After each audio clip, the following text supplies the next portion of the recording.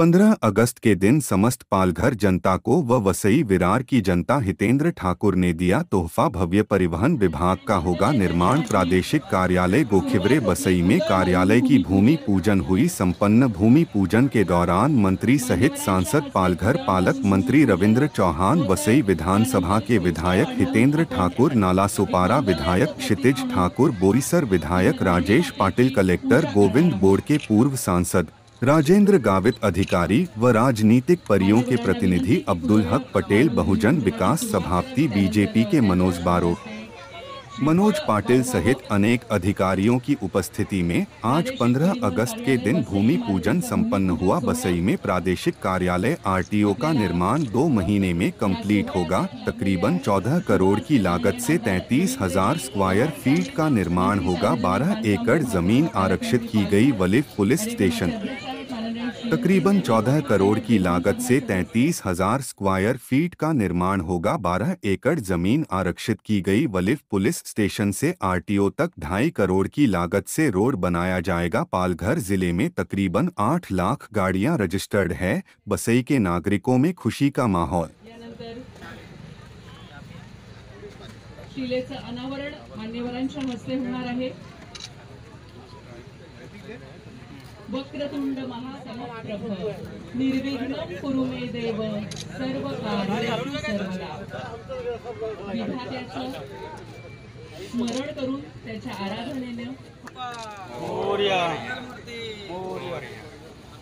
कुदळ मारून करते की कृपया आपण ही आठवण राहावी। त्यामुळे फोटोसाठी काही क्षण विठ्ठलाचा भूमिपूजन आणि ह्या सोहळ्यामध्ये आपल्याला माननीय नामदार श्री रवींद्रजी चव्हाण साहेब लाभलेले विभाग प्रादेशिक परिवहन कार्यालय बसई इमारतीचा भूमिपूजन इथे होत आहे। माननीय श्री विष्णू सावरा साहेब लोकसभा सदस्य पालघर उपस्थिती आजच्या आपल्या कार्यक्रमाला लाभलेली आहे। अतिशय भाग्याचा असा हा क्षण आहे आणि सर्व अनावरण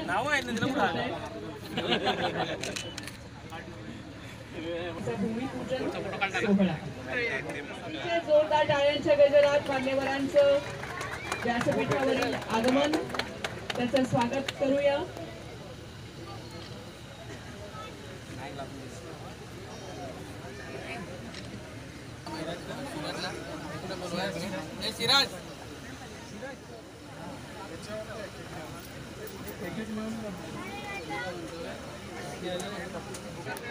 भारताचा स्वातंत्र्य दिन 15 अतिशय मला लाभलेले आहेत।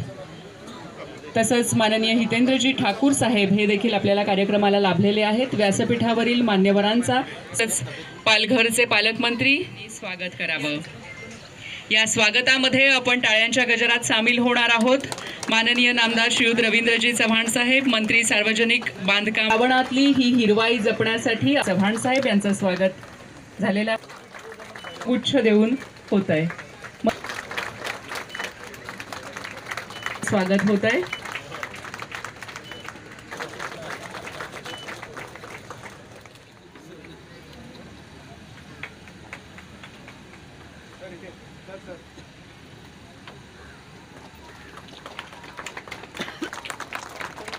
स्वागत बागडे साहेबांना सर्व कार्यक्रमामध्ये आपल्याला लाभणार आहे।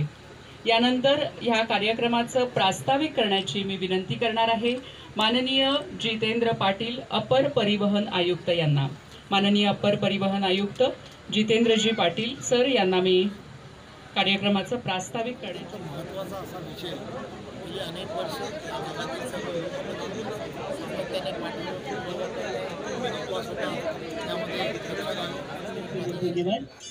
आणि आताच ज्यांचा उल्लेख झाला हेल्मेट वाटपाबद्दल, त्या 2 डॉक्टर भगिनी, डॉक्टर प्रज्ञा आणि त्यांच्या भगिनी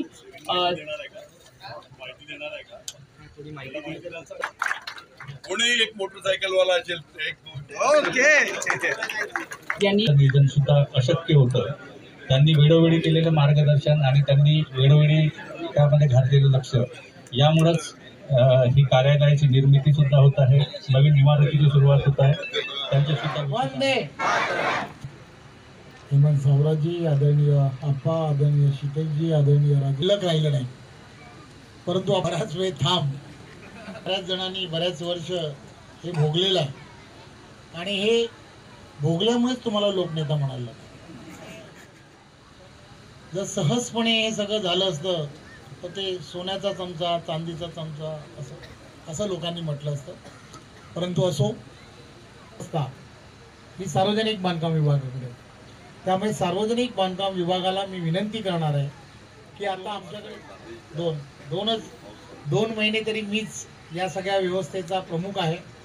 त्यामुळे जो कोणी या ठिकाणी असेल विहित वेळेमध्ये आणि अतिशय चांगलं काम हे या सगळ्या व्यवस्थेमध्ये होणं हे अत्यंत गरजेचं आहे. मला खात्री आहे की इथले असणारे सर्व अधिकारी अतिशय चांगल्या पद्धतीने जसं ठरवलं आहे त्यापेक्षाही चांगलं असं कार्यालय कसं उभं राहील हे आपण सर्वांनी पाहावं. खरं तर हे कार्यालय आणि याची सुरुवात करण्याच्या अगोदर DP रोडची सुरुवात, त्याला सुद्धा 2,93,00,000 रुपये ही अवेलेबिलिटी आहे. जर ते झालं तर मला असं वाटतं की एक चांगल्या पद्धतीने कामाला ज्याला सुरुवात म्हणतो ती सुरुवात अतिशय चांगल्या पद्धतीने होईल आणि नव्याने कामाला जी सुरुवात होईल ती कामाला सुरुवात एक चांगल्या पद्धतीने होणं हे अत्यंत गरजेचं आहे असं मला वाटतं. आपण पाहिलं असेल किंवा की आदरणीय देवेंद्रजींच्या काळामध्येच या जागेला असा एक परिवहनचा उपक्रम होणं हे किती महत्त्वाचं आहे याची आपणा सर्वांना कल्पना आहे. त्यामुळे येणाऱ्या काळामध्ये या विभागामध्ये या पद्धतीचं एक कार्यालय उपलब्ध होणं हे अत्यंत गरजेचं होतं. ते आज त्याची सुरुवात झाल्यामध्ये असे अनेक विषय जे आहेत जे आपण आता सांगितले की तहसील कार्यालय असेल, प्रांत कार्यालय असेल आणि तिथली असणारी जी कोर्ट आहे त्या कोर्टच्या संदर्भामध्ये सुद्धा या कार्यक्रमाच्या नंतर जर ती सर्वजण असतील तर मी नक्कीच त्या सगळ्या गोष्टींना येणाऱ्या काळामध्ये आपल्याला सर्वांना नक्की प्रयत्न करून ते लवकरात लवकर कसं पूर्ण होईल यासाठी मी नक्कीच प्रयत्न करेन. पुन्हा एकदा आणि आताच ज्यांचा उल्लेख झाला हेल्मेट वाटपाबद्दल त्या 2 डॉक्टर भगिनी, डॉक्टर प्रज्ञा आणि त्यांच्या भगिनी